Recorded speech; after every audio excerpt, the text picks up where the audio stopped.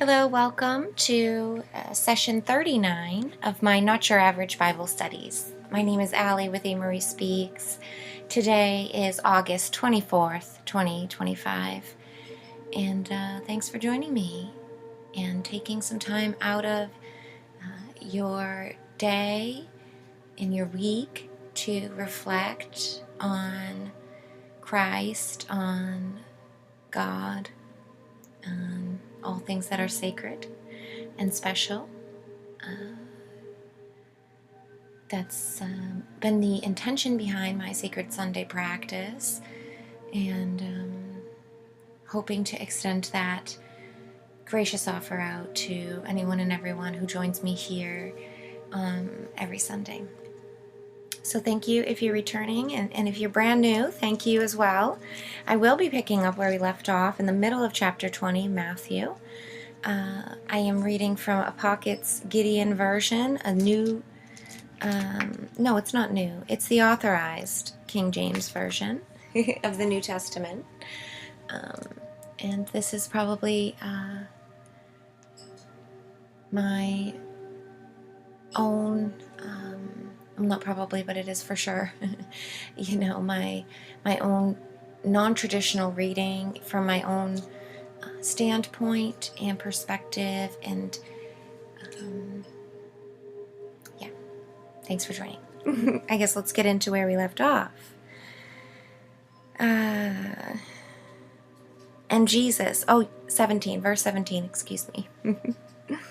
And Jesus, going up to Jerusalem, took the 12 disciples apart in the way, and said unto them, Behold, we go up to Jerusalem, and the Son of Man shall be betrayed unto the chief priests and unto the scribes, and they shall condemn him to death, and shall deliver him to the Gentiles to mock, and to scourge, and to crucify him. And the third day he shall rise again. And then came to him the mother of Zebedee's children with her sons, worshipping him, and desiring a certain thing of him. And he said unto her, What wilt thou? She saith unto him, Grant that these my 2 sons may sit, the one on thy right hand, and the other on the left, in thy kingdom. This is an interesting request. I think I'll need to look more into this and read it from different angles, I'm sure, to understand what is exactly this request here, more than a physical, literal translation. I'm assuming there's, I could impart my own sort of understandings about what left and right sides are and esoteric meanings, but I'm not quite sure that would be applicable in the sense here. I don't know. Risk of not needing to pull my own foot out of my mouth, I think I'll just continue on here and read and leave my curiosities aside. The rest of this is quite curious as well. To me, someone an outsider, someone who doesn't have a lot of biblical references, and as mentioned, this is an untraditional reading. I was never, I wasn't brought up a Christian or a Catholic, have never read or been to a reading of the Bible, I've never read this before. I have started over this last year in reading the New Testament to do a bit more discovery around it, to listen to more traditional people and start to do some, background research, but still, I'm just a mere beginner in this, and I wouldn't want to put out impressions that are, just not cohesive. So, yeah, without further ado, we'll pick it up where we left off here with 22. Jesus answered and said, Ye know not what ye ask. Are ye able to drink of the cup that I shall drink of, and to be baptized with the baptism that I am to be baptized with? They say unto him, We are able. And he saith unto them, Ye shall drink indeed of my cup, and be baptized with the baptism that I am baptized with. But to sit on my right hand and on my left is not mine to give, but it shall be given to them for whom it is prepared of my Father. And again, I'll have to look a little bit more into this, because is it a coded and encoded request here? Is it something that dates to sort of feudal belief about where people sit at the head of the table? Is it that simplistic of a reference? I could see it being something like that, I guess, but at the same time, a deferring hierarchy of authority, sort of a delegation point of the next in line, so to speak. I could see it being something like that as well, something kind of quite literal and physical world-based. But again, I think another reason why Jesus might see these requests as a bit mundane and a bit flat, if it's a world of shadows here, to be worried about it in that kind of sense, But I think he might be answering back in a twofold answer, as to say, be careful what you wish for, so to speak, because I'm quite literal in things that you think I'm being metaphysical about, and I'm being metaphysical about things that you think that I'm talking literally. This is my perceptions and what I am getting out of the reading so far, at least, that I would humbly point to and say.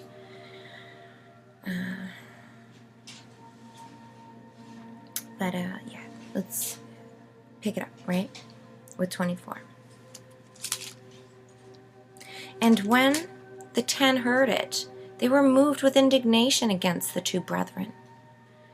I think also, I'll show my sort of curiosity here and intrigue, and just to say I'm not quite sure, but are they Gentiles? Are they non-Jews? Is that what Zebedee's children are? I'm not quite sure who Zebedee is in general. But I'll have to look into that a little bit more.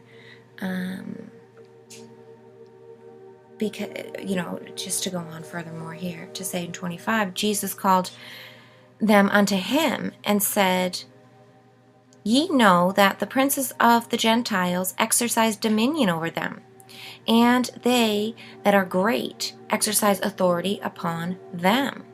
Right? So it's drawing connections to Gentiles, drawing the sort of 7 points of connection through the Lord, through God, through what we consider to be what the Jews consider to be the higher rankings of cleaner bloodlines. I'm not quite sure what they always revere, sort of David and special names and special families. Is this even amongst themselves, that there's a hierarchy of speciality, closeness to God, of more pure? What exactly? I don't understand completely.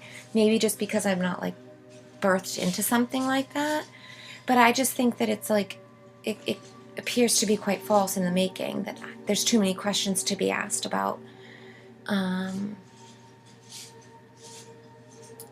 the initiations and sort of purities.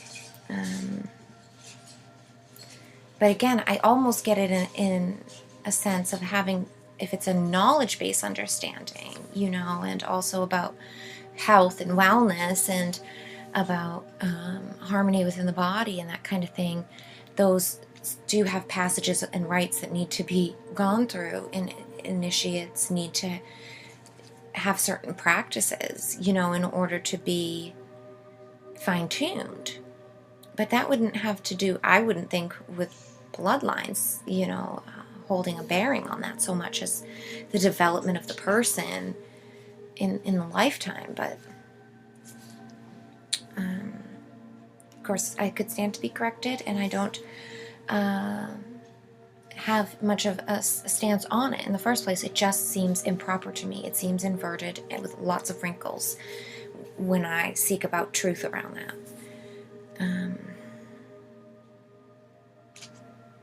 But anyways, 26. But it shall not be so among you. But whosoever will be great among you, let him be your minister. And whosoever will be chief among you, let him be your servant. Even as the Son of Man came not to be ministered unto, but to minister, and to give his life as ransom for many. this, it's almost like it reminds me of the great notion that I have about leaders. People who actually are destined to be leader, who are great leader, they don't ask or seek out a position of authority at all whatsoever. In fact, a lot of times they have some kind of ethical or moral obligation that keeps them away from, seeking that kind of limelight, that kind of brazen authority, that kind of conjecture or projection of ultimate designation in being. They don't want to be the point of justice.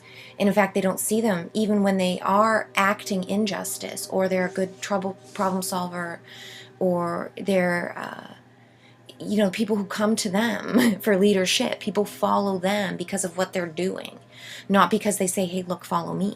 And in fact, if those people could be propped up and said, hey, you're meant to be the leader, we've chosen you as leaders, instead of having people try to run for elections to be chosen for those positions. I mean, people who seek out those positions are actually the ones who are worst aligned for them, that shouldn't be in the position, in my opinion.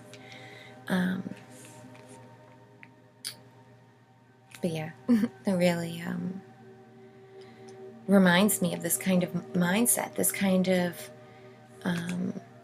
same thing with when I talk about systems and the system within us, and breaking ourselves down into mind, body, spirit complex, to where the 3 layers have bosses within them, CEOs that have a manager delegation underneath them, and those managers have workers underneath them. And understanding that prismatic spectrum of authority within your own self really helps you learn how to serve all portions as if they are, and they are integral and important to you because they're part of your whole unit. And we learn to serve ourselves in this kind of other sense. We can really gain a skill set that is applicable out there in the real world, out there with actual external others. And it helps us to love others more deeply, I think, and help us to love ourselves more deeply, I think. And when we understand that the managers and the CEO bosses of the layers, they were promoted because they were actually literally the best of the best. They did the worker's job. They did every position on that factory industrial line. They've sat at every single station and perfected and loved and learned through each one, and has an integral understanding of the overall process, and does it with the best productivity in the most loving, caring ways. All the people that promoted them and chose them to be the manager because they are such a great person.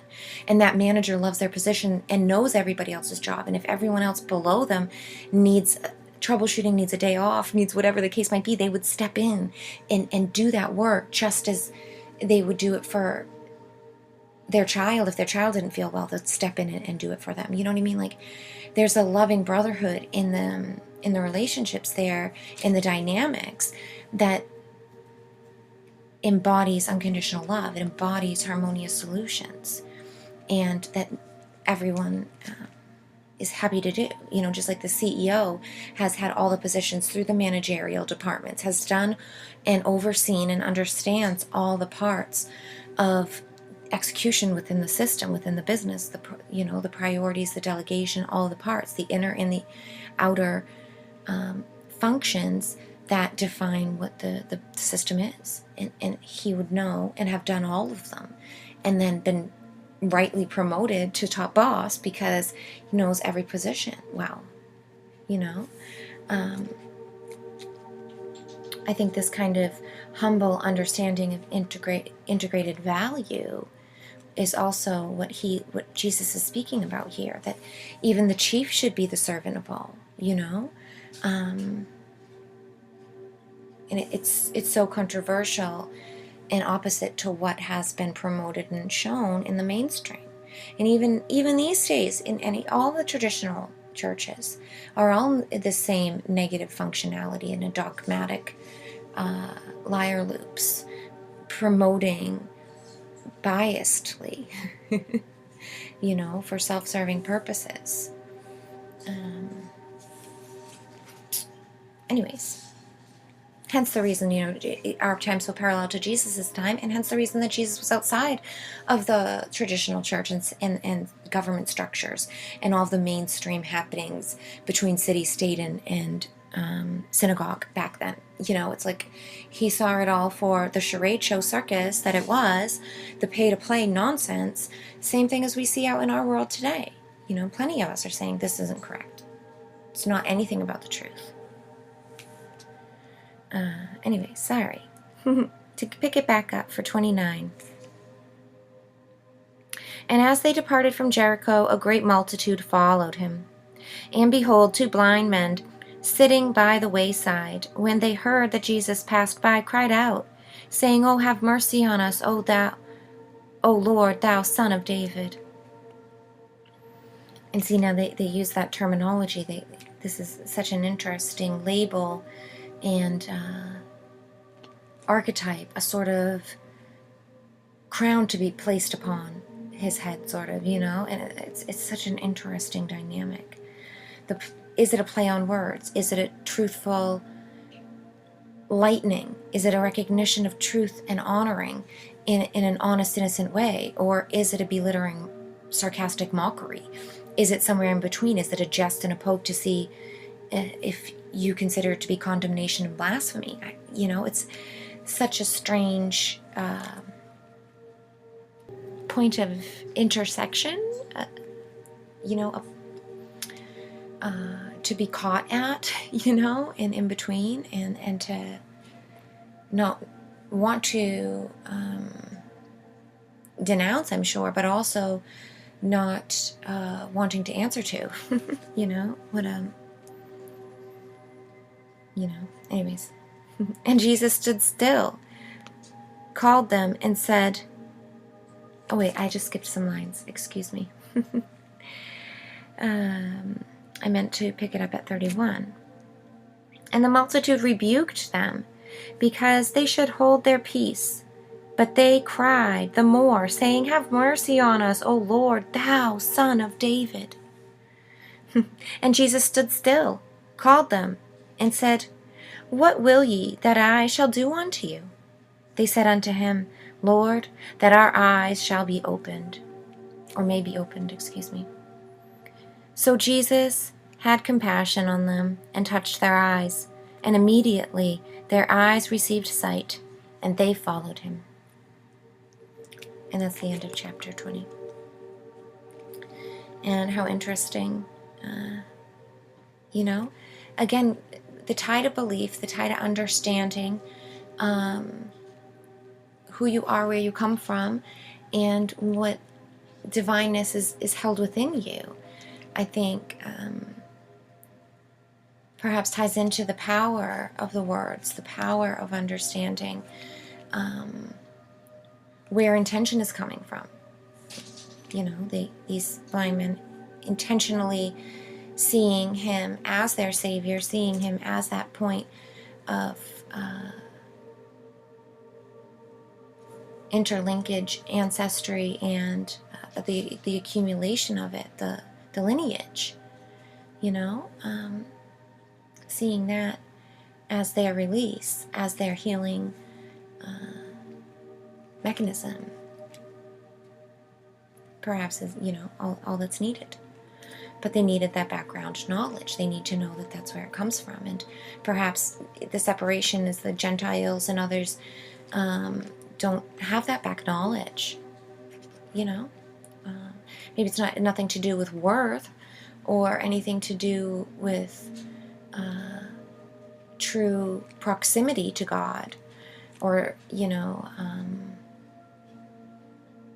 but more about the clarity of that distance and what it really means, and having a ladder and architecture to be able to bridge the gap. I'm just, a couple of when things like this, these delineations really create such strict borders sometimes that to those outside the culture can seem segregatory in an offensive way, you know. And so with my heart and truth in mind, seeking true honesty, you know, in the truth in the words, I have to sort of open up my limited understanding or this certain perspective that wants to be showcased, and remember that there's lots of other interpretations to be had, you know. So thanks for listening to me here today and spending some time reading the gospel, seeking truth, and listening to another seeking their truth. I truly appreciate your energy and audience, your time. Thank you for your contribution to our collective. We certainly would not be the same without you. Thanks for witnessing mine, and hope to see you next time.